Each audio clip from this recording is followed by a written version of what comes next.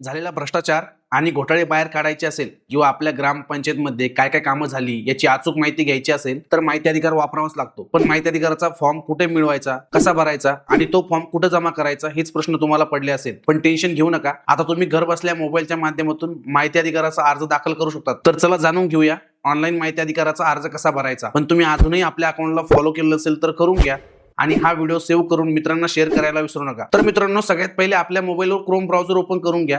त्यानंतर आरटीआय महाराष्ट्र टाकायचा आहे। त्यानंतर तुमच्या समोर असा काहीसा इंटरफेस ओपन होईल, त्यावरील ऑनलाईन आरटीआय इन्फॉर्मेशन सिस्टम म्हणजेच पहिल्या साईटला क्लिक करा।